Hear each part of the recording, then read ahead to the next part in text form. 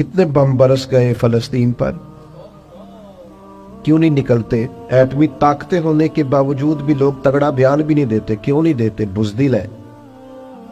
میدانوں میں ایٹمی بم سے نہیں لڑا جاتا، ایمان کی طاقت سے لڑا جاتا ہے. ترس نہیں آتا تمہیں ان بچوں پر؟ سسکتی بلکتی مخلوق پر. تو کہاں ہے اقوام متحدہ کی تنظیمیں، اور کہاں ہے وہ یورپ جو کتوں اور بلیوں کے حقوق پر تنظیمیں بناتے ہیں، جو جانوروں کے حقوق کی بات کرتے ہیں؟ وہ کہاں اپنے دلوں میں چھپ گئے؟ فلسطین کے ہسپتالوں پر بم برسیں تو تمہارا کیا خیال ہے؟ تم سے حساب سے نماز روزے کا ہونا ہے؟ اللہ کے بندے تڑپتے رہے اور رب پوچھے گا نہیں؟ رسول پاک علیہ السلام نے تو فرمایا مالک قیامت کے دن کہے گا میں جو اس کی شان کے لائق ہے. اللہ فرمائے گا میں بھوکا تھا تو نے کھانا کیوں نہیں کھلایا، میں پیاسا تھا تو نے، یہ صحیح مسلم کی حدیث، مجھے کپڑوں کی ضرورت تھی لایا کیوں نہیں؟ بندہ عرض کرے گا مالک تو کھانے پینے سے پہننے سے پاک ہے. تو رب فرمائے گا وہ جو تیرے پڑوس میں بندہ بھوکا تھا تو بندہ تو میرا ہی تھا نا، وہ جو پیاسا تڑپ رہا تھا تو میرا ہی تھا نا. وہ جن ہسپتالوں پہ بم برستے ہیں وہ کون ہے؟ وہ جہاں جنازے پڑھنے کو کفن میسر نہیں، وہ کون ہے؟ جب وہ پوچھیں گے بلا کے تم کو اپنے سامنے تو کیا جواب جرم دو گے تم خدا کے سامنے؟ تم سو رہے ہو، سیاستیں کر رہے ہو، الیکشن کی باتیں کر رہے ہو. خدا سے ڈرو. ایک بات بڑی ضروری ہے، وہ میں نے آپ سے ضرور کرنی ہے. ایک آیت ہے قرآن پاک کی سورت بقرہ پہلا سپارہ آیت نمبر 120. اللہ تعالیٰ نے ایک حد بیان کر دی. فرمایا وَلَن تَرْضَىٰ عَنْكَ الْيَهُودُ وَلَا النَّصَارَىٰ حَتَّىٰ تَتَّبِعَ مِلَّتَهُمْ. فرمایا یہ یہودی اور عیسائی تم سے ہرگز راضی نہیں ہوں گے. یہ قرآن ہے اور سادہ ترجمہ تفسیر کی بھی ضرورت نہیں. یہ معاہدے کر لیں، محبت کے وعدے کر لیں، یہ تم سے راضی نہیں ہوں گے. کب راضی ہوں گے؟ حتی تتبع ملتہم، یہاں تک کہ تم ان کے دین کی پیروی کرنے لگ جاؤ. میرا جب پہلی دفعہ پاسپورٹ بنا تو میں نے سارا پڑھا، کتابیں پڑھنے کا شوق تھا شروع سے. اس کے ہر صفحے پہ لکھا ہے کہ سوائے اسرائیل کے. یعنی آپ پوری دنیا میں یہ سبز ہلالی پاسپورٹ لے کے جا سکتے ہیں، خبردار اسرائیل آپ یہ پاسپورٹ لے کے نہیں جا سکتے. یعنی اتنی نفرت کسی ملک سے کہ اس پر لکھ کے چھاپ دیا ہر صفحے پر کہ یہ پاسپورٹ سوائے اسرائیل کے ہر ملک کے لیے کارآمد ہے. میرا سوال ہے عرب کے ان لیڈروں سے جنہوں نے اسرائیل کے ساتھ معاہدہ کیا، مجھے بتاؤ تمہیں فلسطین کی بیٹیاں بھول گئی نا ساری کی ساری؟ تمہیں وہ ماں بھول گئی نا جو مسجد اقصیٰ کے دروازے پہ کھڑی ہو کے چیخیں مارتی تھی اور کہتی تھی کوئی علی کو خبر کرو کہ میری بچیاں قید میں ہیں؟ وہ بھول گئی؟ تمہیں وہ بہن بھول گئی نا جس پر شراب کی بوتل انڈیڑتے تھے اسرائیل کے فوجی؟ وہ آپ کو ابھی بھی ویڈیو مل جائے گی. وہ انڈیلتے تھے شراب کی بوتل، اسے پکڑتے تھے، دست درازی کرتے تھے، اور وہ بیٹی کہتی تھی یا رحمت للعالم. بھول گیا تمہیں وہ سارا کچھ؟ تم نے 1 منٹ لگایا اور تم معاہدہ کس سے کروا رہے ہو؟ امریکہ کے صدر سے. اتنا ظلم کیا تم نے، اتنا قاتل کے ساتھ معاہدہ. کیا سمجھتے ہو فلسطین والوں کا کوئی والی وارث نہیں؟ سنو، میرے رسول کریم صلی اللہ علیہ وسلم نے فرمایا میرا کوئی مالدار امتی دنیا سے چلا جائے، پیسے جائیدادیں چھوڑ کے جائے تو اس کی اولاد میں بانٹ دینا، لیکن اگر اس کے ذمہ قرضہ ہو تو میرے پاس آ جانا، میں اپنے امتی کا قرض ادا کروں گا. جس کا کوئی وارث نہیں ہوتا مدینے والا اس کا وارث ہوتا ہے. میں قرض دوں گا اپنے امتی کا. کیا سمجھتے ہو فلسطینی لاوارث ہے؟ صبح قیامت نبی پاک تم سے سوال کریں گے. تمہیں اللہ کے حضور حاضری دینی ہے. کیوں نہیں صلح کرتا اسرائیل فلسطین کے ساتھ؟ لبنان کے ساتھ دوستی کیوں نہیں کرتا؟ شام سارا کٹ گیا اسرائیل کی وجہ سے. آج تمہیں خیال آیا ان کے ساتھ معاہدہ کرنے کا؟ ہمیں سبق پڑھاتے ہو، خدا سے ڈرو. اور پھر اقبال کہتے ہیں مسلمانوں سے مایوس نہ ہونا، حکمرانوں سے زیادہ امیدیں بھی نہ لگانا. وہ جو چھوٹے چھوٹے لوگ نکلے تھے نا صحرا سے، بظاہر غریب تھے، بظاہر ان کے پاس مال نہیں تھا، وہ خالد بن ولید جیسے، وہ سعد بن ابی وقاص جیسے، بظاہر ان کے پاس زیادہ اسلحہ نہیں تھا. اقبال کہنے لگے مایوس نہ ہونا، یہ نہیں کہنا بن کچھ نہیں سکتا. فرمانے لگے رات میں نے سنا ہے فرشتے آپس میں باتیں کر رہے تھے. واہ اقبال تیرا بھی انداز کتنا نرالا ہے. کہنے لگے رات فرشتے آپس میں باتیں کر رہے تھے، میں نے سن لی ہیں. بھلا وہ کیا کہہ رہے تھے؟ یہ سارے لوگ نا خالد بن ولید، سعد بن ابی وقاص، یہ صحرا کے رہنے والے تھے، اور اس وقت کی سب سے سپر پاور روما کہلاتی تھی. الٹ پلٹ کے رکھ دی ساری رومی سلطنت. تو اقبال کہنے لگے رات فرشتے آپس میں باتیں کر رہے تھے کہ سنا ہے پاکستان کے، ہندوستان کے مسلمان جوان مایوس ہو گئے. کہنے لگا نہ مایوس ہونا، نکل کے صحرا سے، جس نے روما کی سلطنت کو الٹ دیا تھا، نکل کے صحرا سے۔ گرمی دیکھو اس شعر کی، ولولہ دیکھو اس مرد کا جو مصور پاکستان ہے، نکل کے صحرا سے جس نے روما کی سلطنت کو الٹ دیا تھا، سنا ہے میں نے یہ قدسیوں سے، وہ شیر پھر ہوشیار ہوگا۔ وہ کل باتیں کر رہے تھے کہ بہت سارے ان میں سے پھر جاگ گئے اور بڑی جلدی وہ بلاک بنائیں گے۔ سنا ہے میں نے یہ قدسیوں سے کہ وہ شیر پھر ہوشیار ہوگا، وہ آئے گا میدان میں، نکلے گا، اور انشاءاللہ یہی چراغ جلے گا تو روشنی ہوگی۔ قرآن مجید نے واضح کہہ دیا ہے کہ یہودی اور عیسائی تم سے راضی نہیں ہو سکتے حتی تتبع ملتہم، جب تک کہ تم ان کے دین کی پیروی نہ کرو۔ ان کو کسی طریقے سے معاذ اللہ عیسائی بنایا جائے۔ نبی پاک علیہ السلام کی جو محبت ہے نا، وہ انسان کے لیے زندگی کو آسان کر دیتی ہے۔ حضور سے پیار ہوتا ہے نا تو بندہ نفرت کرنی ویسے ہی چھوڑ دیتا ہے۔ حضور سے پیار کرتا ہے، ہرس ہوس لالچ ویسے ہی نکل جاتا ہے۔ جب حضور سے محبت ہو جاتی ہے، نماز پڑھنا، درگزر کرنا، درود شریف پڑھنا، قرآن پاک پڑھنا، دین کی خدمت کرنا، حتیٰ کہ جان دینا بھی آسان ہو جاتا ہے۔ نبی پاک علیہ السلام کی محبت انسان کو کبھی بھی پریشان نہیں ہونے دیتی، الجھنے نہیں دیتی، تازہ دم رکھتا ہے حضور کا پیار۔ شرط یہ ہے کہ محبت صحیح ہو، اصلی ہو، باطن میں ہو۔ یہ آپ کے ذہن کے اندر کبھی بھی کسی بدبو کو نہیں آنے دے گی، طبیعت کو تازہ دم رکھے گی، سکون میں رہے گی۔ لیکن نبی پاک علیہ السلام کی محبت کے کچھ تقاضے ہیں، ان تقاضوں کو سمجھنا پڑے گا۔ بالخصوص امت اس وقت جس جگہ پہ کھڑی ہے، آپ دیکھیں کہ اتنی بربریت اور اس جیتے جاگتے دیکھتے ماحول میں کہ جس میں ہر چیز کیمرے کی آنکھ دیکھ رہی ہے، اس میں اس قدر زیادہ اسرائیل کی جارحیت،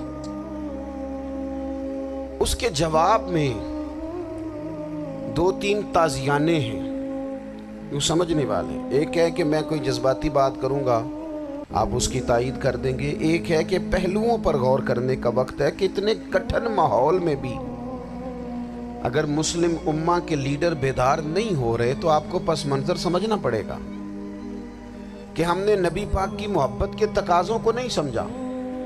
حضور سے محبت ہے نا تو پھر نبی پاک کو تو سادہ طرز زندگی پسند ہے، حضور کو تو پسند نہیں ہے۔ اللہ کے محبوب نے تو دعا مانگ کے فقیری لی اللہ تعالیٰ سے۔ آپ کو پتہ ہے جب بندہ بہت زیادہ آسانیوں میں چلا جاتا ہے، بہت زیادہ اس کے پاس سہولیات ہو جاتی ہے، اس کا مرنے کو دل نہیں کرتا۔ خود نبی پاک علیہ السلام نے فرمایا قیامت کے قریب کافر تم پر جھپٹیں گے جس طرح بھوکے لوگ کھانے پر جھپٹتے ہیں۔ حضور کیوں، ہم تھوڑے ہوں گے؟ فرمایا نہیں، تمہیں دنیا سے محبت ہو جائے گی اور موت تمہیں بری لگے گی۔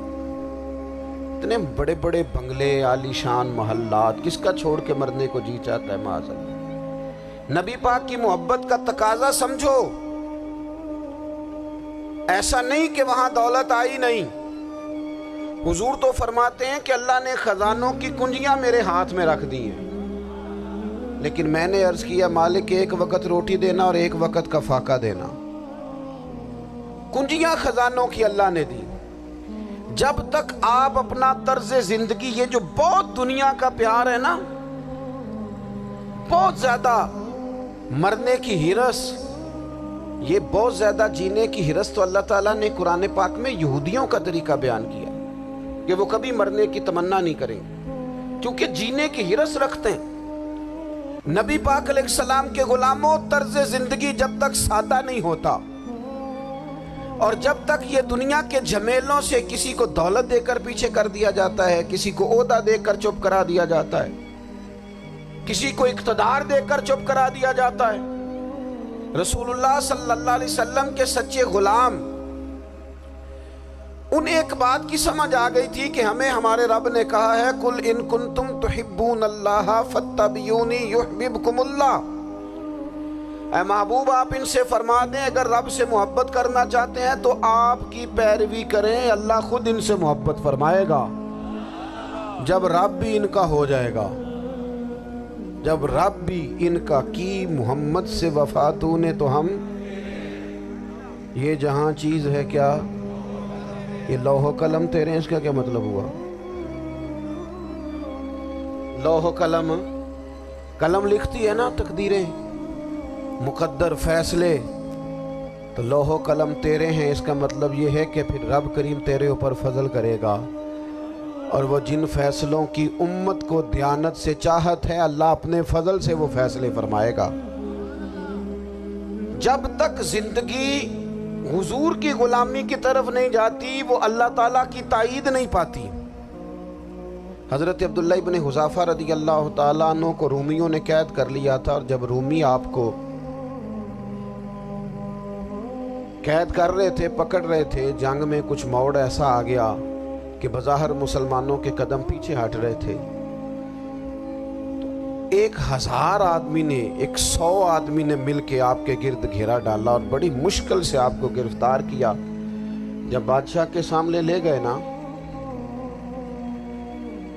تو بادشاہ سے اس کا سپہ سالار کہنے لگا کہ بندہ ضائع کرنے والا نہیں، یہ بات سمجھیں آپ، ہماری طبیعت کے مطابق جو بندہ پورا نہیں اترتا ہم ضائع کر دیتے ہیں۔ حالانکہ اگر آپ کو مخالف صف میں بندہ کام کا نظر آئے تو آپ غور فرمائیں کہ یہ ہمارے قافلہ محبت میں کیسے شامل ہو سکتا ہے، اس کے لیے جد و جہد کریں تاکہ اس سے کام لیا جا سکے۔ اس نے کہا روم کے بادشاہ نے بندہ ضائع کرنے والا نہیں، وزیر نے کہا بادشاہ سے، اس نے کہا کیا کریں، کچھ ایسا کریں کہ یہ معاذ اللہ ہمارے دین میں آ جائے۔ اور قرآن مجید نے واضح کہہ دیا ہے کہ یہودی اور عیسائی تم سے راضی نہیں ہو سکتے حتی تتبع ملتہم، جب تک کہ تم ان کے دین کی پیروی نہ کرو، ان کو کسی طریقے سے معاذ اللہ عیسائی بنایا جائے۔ تو بادشاہ کہنے لگا 2-3 چیزیں ہیں جس سے کوئی بندہ بھی خریدا جا سکتا ہے، کر لیتے ہیں بات۔ اس نے سب سے پہلے حضرت عبداللہ ابن حذافہ سے کہا کہ جتنے پیسے آپ کہیں گے آپ کو ملیں گے، آپ اس دین میں آ جائیں معاذ اللہ۔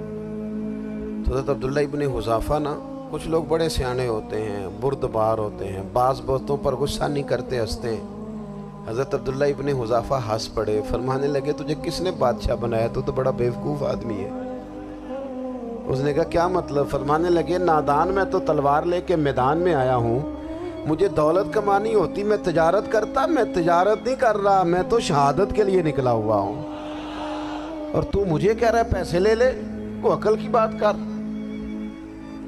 اس نے دوسری بات کی، اس نے کہا کہ میں بادشاہ ہوں، میرے نیچے جتنے بھی عہدے ہیں، وزیر، مشیر، وزیر خزانہ، جو آپ عہدہ کہیں گے آپ کو دے دیا جائے گا، آپ اس طرف آ جائیں۔ تو حضرت عبداللہ ابن حذافہ کہنے لگے پھر کہتا ہوں تو بڑا نادان ہے۔ فرمانے لگے میں حضور کا صحابی ہوں، اور صحابی ہونے سے بڑا عہدہ دنیا میں ہے ہی کوئی نہیں۔ صحابہ وہ صحابہ جن کی ہر صبح عید ہوتی تھی، خدا کا قرب حاصل تھا، نبی کی دید ہوتی تھی۔ کہا تو مجھے لالچ دے رہا ہے۔ اب انہوں نے ایک نئی چال چلی۔ وزیر کہنے لگا کہ میں ایک اور طرح سے معاذ اللہ کوشش کرتا ہوں پگھلا دینے کی۔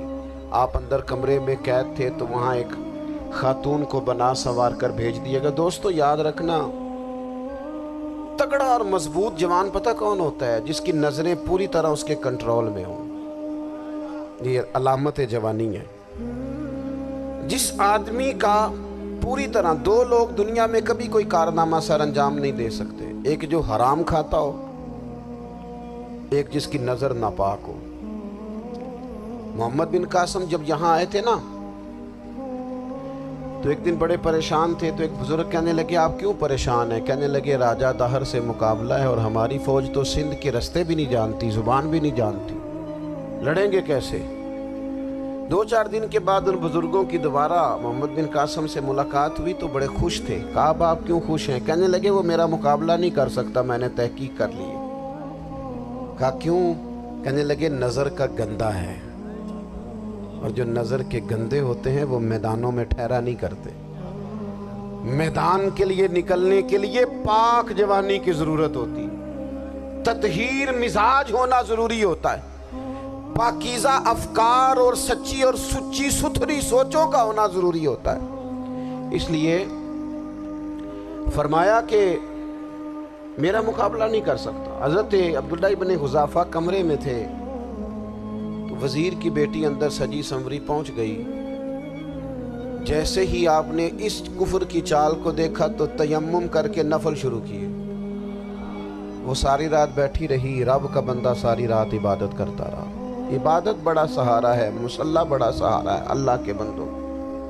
صبح دروازہ کھولا، وزیر نے اپنی بچی سے پوچھنا چاہتا تھا رزلٹ کیا نکلا، تو وہ کہنے لگی پیچھے ہٹ جا، اب تیرا میرا تعلق کوئی نہیں، میں نے نبی پاک کا کلمہ پڑھ لیا۔ اس نے کہا میں نے بھی زمانہ دیکھا ہے، پر یہ کیا لوگ ہیں، کستوری کے بنے ہوئے، سندل سے دھلے ہوئے، کہ میں ساری رات کمرے میں رہی اور 100 اور 1000 آدمی جس جوان کا مقابلہ نہ کر سکے، اتنا طاقتور جوان کمرے میں رہا اور اسے نظر اٹھا کے نہ دیکھا۔ او کچا رنگ للاری والا جڑا چڑھدا تے لیندا رہندا ہے، اے عشق تیرے دا رنگ محمد چڑھیا پھیر نہیں لیندا۔ میں کہا ایک دفعہ نظر اٹھا کے نہیں دیکھا، کمال ہو گئی۔ اتنے بڑے لوگ، اتنی بڑی سعادت مندی، فیروز بختی، معاملہ فہمی حد ہو گئی۔ اللہ اکبر۔ دوستو، بادشاہ جب پوری طرح ہار گیا نا، اس نے کہا مار دو۔ تیل گرم کیا ایک کڑاہی میں، اور جب آپ کو اس میں ڈالنے لگے تو آپ کی آنکھوں میں آنسو آ گئے۔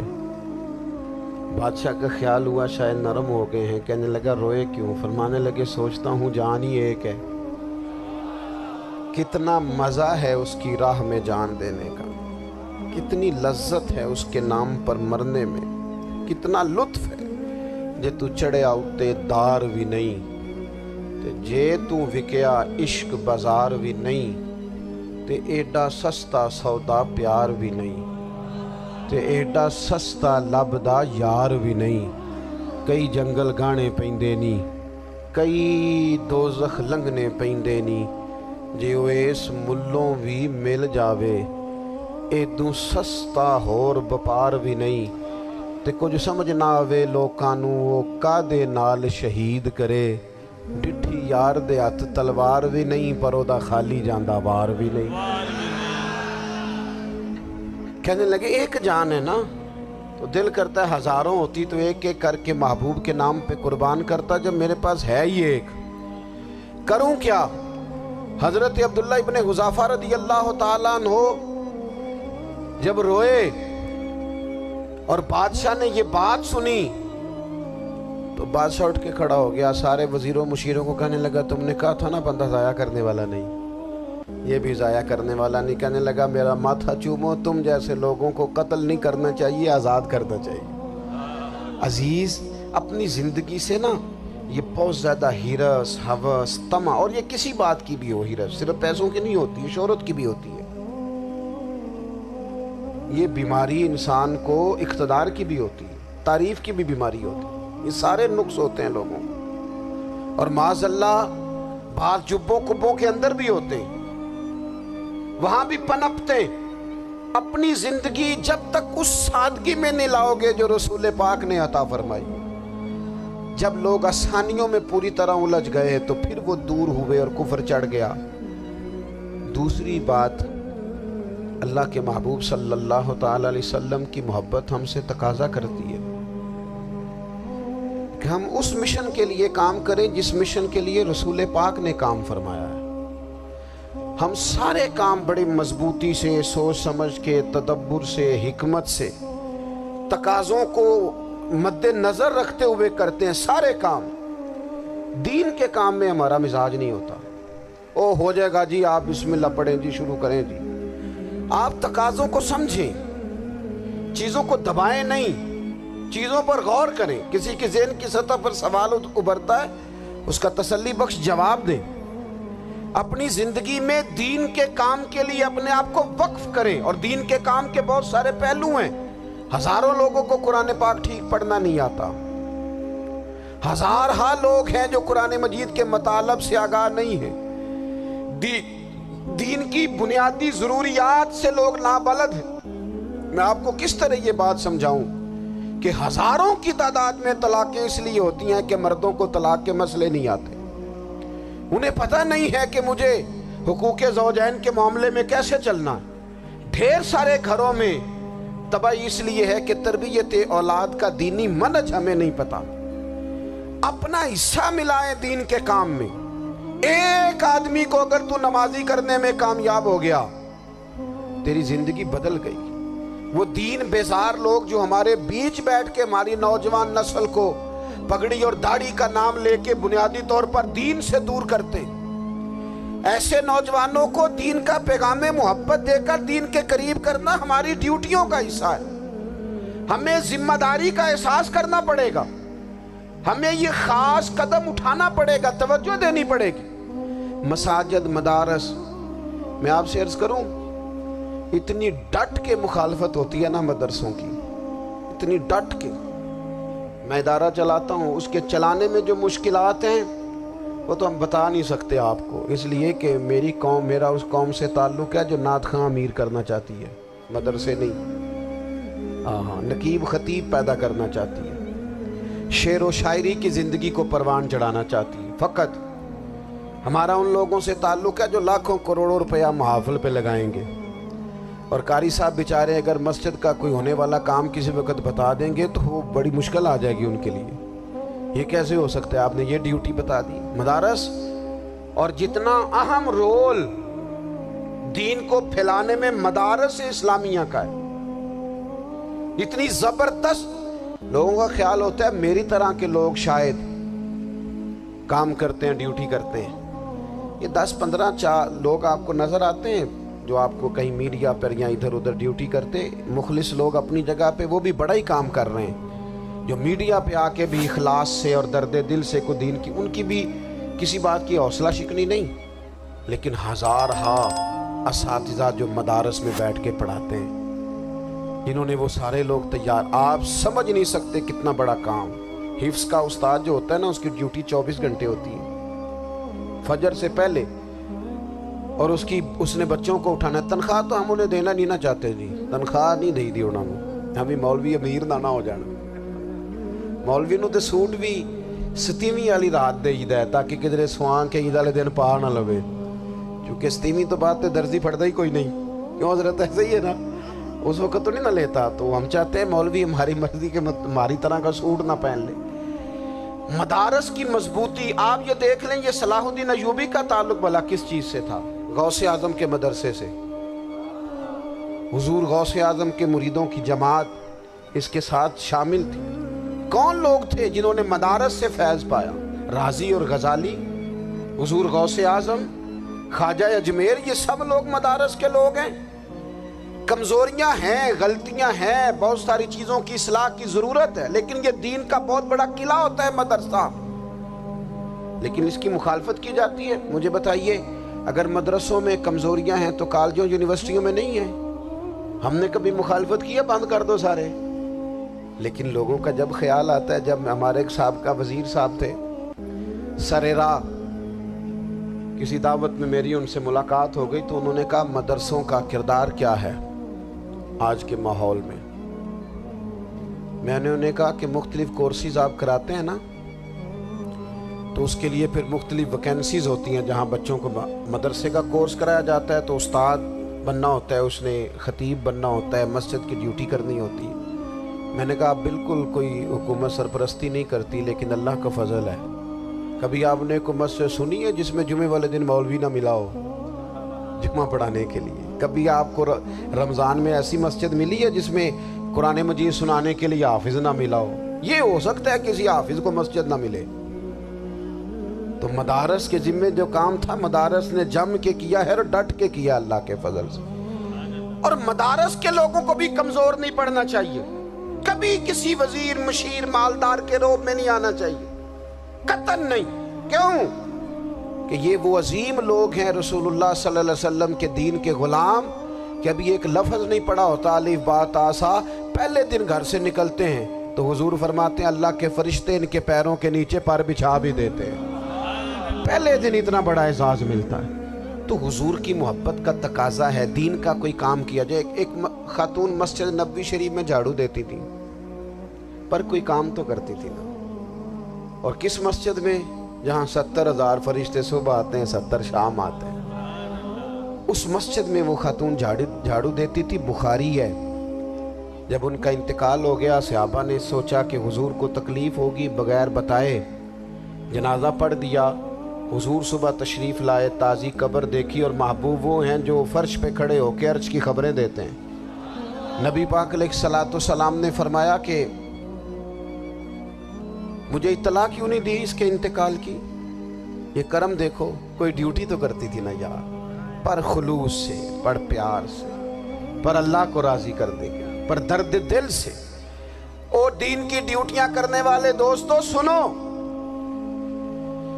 حضور صبح آئے، قبر کو دیکھ کر فرمایا مجھے کیوں نہیں بتایا؟ یا رسول اللہ آپ کو تکلیف دینا مناسب نہ جانا؟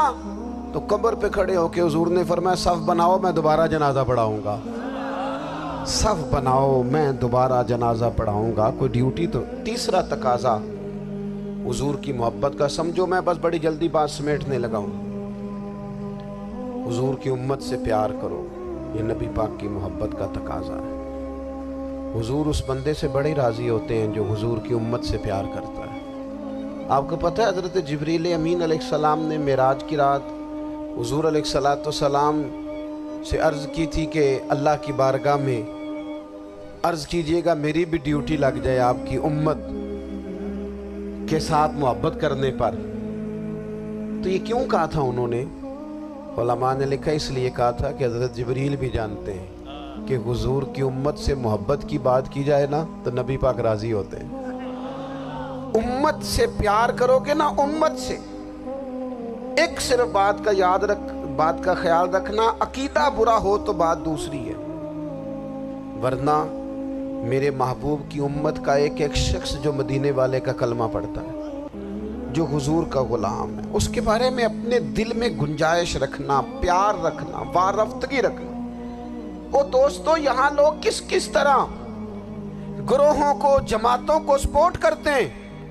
نبی پاک نے اس امت کی کثرت پر فخر بیان کیا، اور حضور فرمانے لگے 120 صفیں جنتیوں کی ہوں گی، قیامت میں 80 صفیں صرف میری امت کی ہوں گی۔ میں کثرت امت پر فخر کروں گا۔ ان لوگوں سے پیار کرنا ہے، ان کے دکھ درد کو سمجھنا ہے۔ پتہ ہے آج کیا ہوتا ہے؟ آج ہمیں نا مختلف چھوٹے چھوٹے ملکوں میں بانٹ دیا گیا، تو ہم کسی دوسرے مسلمان بھائی کا درد نہیں محسوس کرتے، ہم گھروں میں نہیں محسوس کرتے۔ پڑوسی پر ظلم ہو رہا ہو تو ہم کہنے پتر ساڈا نہیں مسئلہ، یہ مسئلہ ہے، تینوں کی لگے۔ حالانکہ پڑوسی کی آگ اس لیے بھی کسی وقت بجھا دینی چاہیے کہ پڑوسی کی نہ بجھائی جائے تو اپنا گھر بھی زاد میں آ جاتا۔ آج امت مسلمہ سے ہمیں بس لگا دیا گیا اپنے حصے کی روٹی کماؤ، اپنے حصے کی کوٹھی بناؤ، اپنے حصے کی گاڑی خریدو، اپنے حصے کا کام کرو۔ امت کا درد، امت کی بات، وحدت امت کا تصور، امت کا دوبارہ سے وہ شان ارسل رسولہ بالہدی ودین الحق لیظہرہ علی الدین کلہ، وہ تصور کب ہوگا؟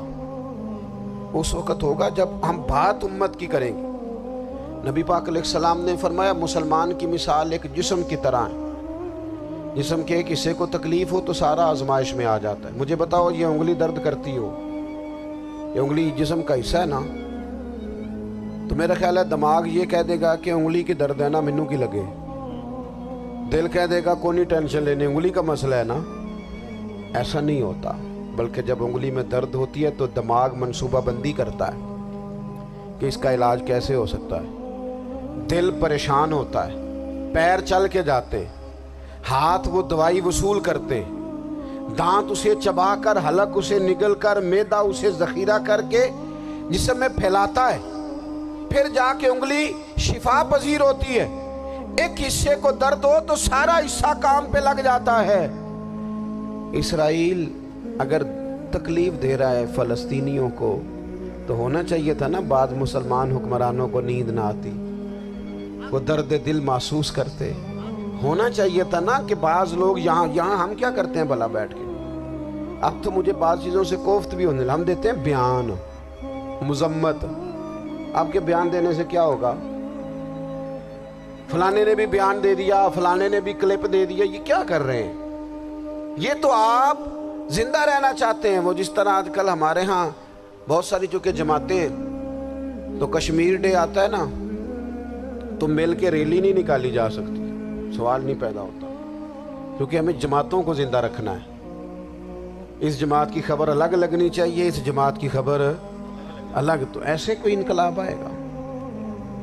یاد رکھنا امت کو پوری کو ایک طاقتور آواز بننا پڑے گا،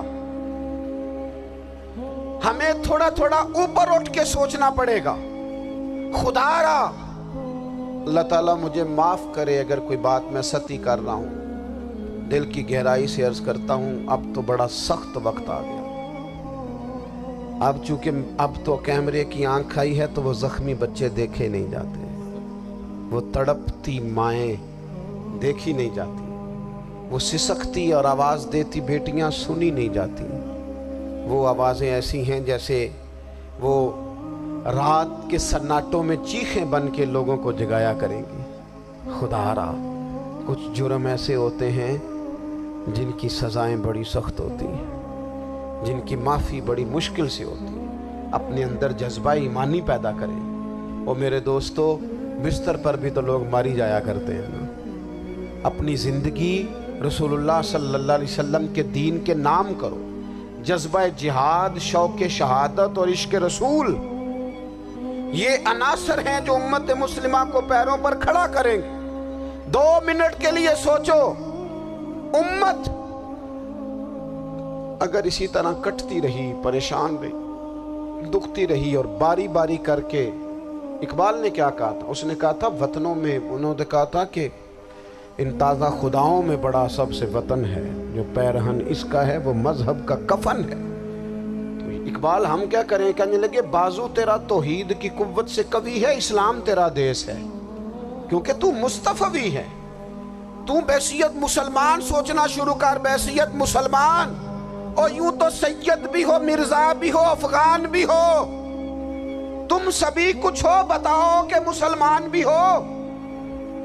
تمہارے اندر کہیں سے کوئی مومن بھی بولتا ہے کہ نہیں؟ علاقائی تعصبات اور ملکی سرحدوں میں قید ہو جانے والوں، تم ایک نبی کی امت ہو۔ کیوں نہیں سمجھتے جب کشمیر کی بیٹی روتی ہے تو مدینے والے محبوب پاک علیہ السلام کی امت کی بیٹی روتی ہے، جب فلسطین کی بیٹی روتی ہے تو امت کی بیٹیاں روتی ہیں۔ خدا را کچھ درد دل اپنی طبیعت میں پیدا کریں۔ میں حکمرانوں کی بات نہیں کرتا، میں تو عام لوگوں سے ایسے تبصرے سنتا ہوں جو نہیں کرنے چاہیے۔ وہ نہیں جی نہیں، دوسرا رخ بھی دیکھو، عام آدمی اٹھ کے، عام لوگ بھی یہ خطرناک سوچیں اور ان سے خوفناک نتائج برآمد ہوں گے۔ تو 3 باتیں میں نے آپ کی خدمت میں عرض کی ہیں۔